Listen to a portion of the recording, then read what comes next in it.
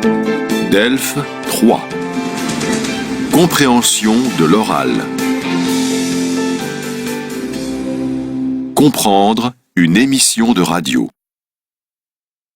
Lisez les questions, écoutez 2 fois le document, puis répondez.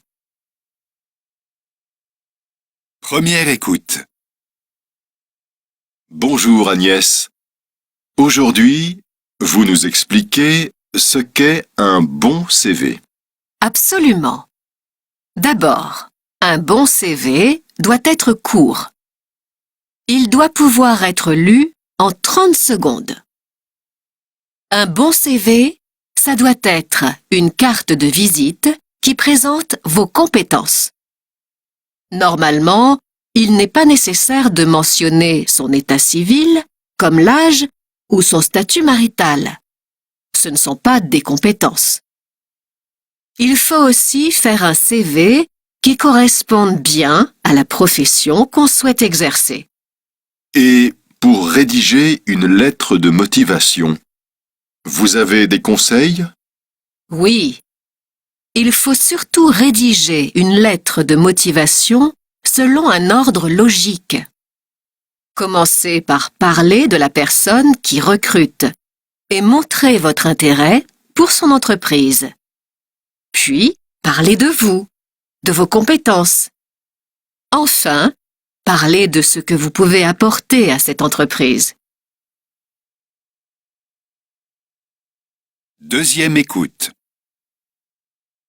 Bonjour Agnès. Aujourd'hui, vous nous expliquez ce qu'est un bon CV. Absolument. D'abord, un bon CV doit être court. Il doit pouvoir être lu en 30 secondes. Un bon CV, ça doit être une carte de visite qui présente vos compétences. Normalement, il n'est pas nécessaire de mentionner son état civil, comme l'âge ou son statut marital. Ce ne sont pas des compétences. Il faut aussi faire un CV qui corresponde bien à la profession qu'on souhaite exercer. Et pour rédiger une lettre de motivation, vous avez des conseils? Oui. Il faut surtout rédiger une lettre de motivation selon un ordre logique. Commencez par parler de la personne qui recrute et montrer votre intérêt pour son entreprise. Puis, parlez de vous, de vos compétences. Enfin, parlez de ce que vous pouvez apporter à cette entreprise.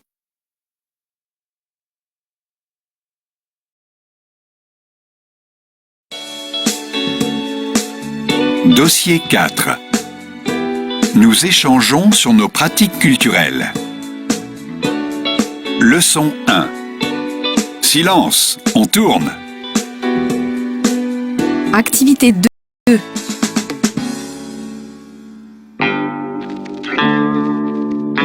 Aujourd'hui, dans notre émission, nous recevons Leila Bekti.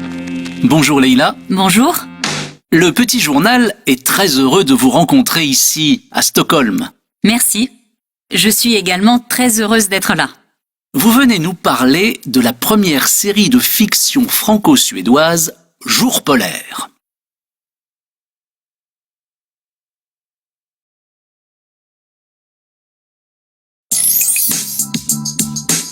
Activités 3 et 4. Alors, la Suède. Je n'étais jamais venue en Suède avant le tournage. J'ai passé 4 mois en Laponie suédoise. C'était vraiment fantastique. Votre enthousiasme fait plaisir. Parlez-nous un peu de la série. C'est une série policière, en 8 épisodes, qui parle de mon quotidien. Je joue le rôle d'une capitaine de police française. On m'a envoyée à Kiruna, ville suédoise du cercle polaire, pour enquêter sur le meurtre violent et mystérieux d'un citoyen français. Et pourquoi avoir accepté de tourner dans cette série? Le scénario m'a beaucoup plu. J'ai trouvé l'idée très originale et je me suis immédiatement imaginé jouer ce rôle. Et comment s'est passé le tournage? J'ai vraiment adoré travailler avec les réalisateurs, qui sont les auteurs de la série Bron, et avec le comédien, Gustav Hammarsten, qui joue le rôle du procureur suédois. Et on parle combien de langues dans la série? Il y a plusieurs nationalités dans la série, donc les personnages communiquent évidemment en plusieurs langues. Français, suédois et anglais. Alors ce soir, à Stockholm, c'est l'avant-première de la série. Oui, absolument. Je suis vraiment très heureuse d'être ici.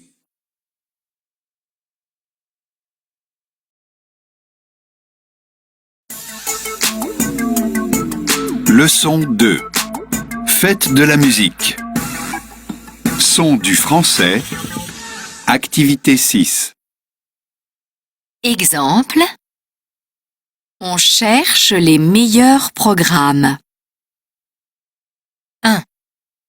Professionnels et amateurs proposent des concerts tous les samedis. 2. Partout en Belgique, on adore faire la fête. 3. C'est un événement culturel très important. 4. Pas nécessaire d'être célèbre pour jouer de la musique. 5. On peut se promener en toute liberté d'une rue à l'autre. 6. Partagez vos coups de cœur sur un forum.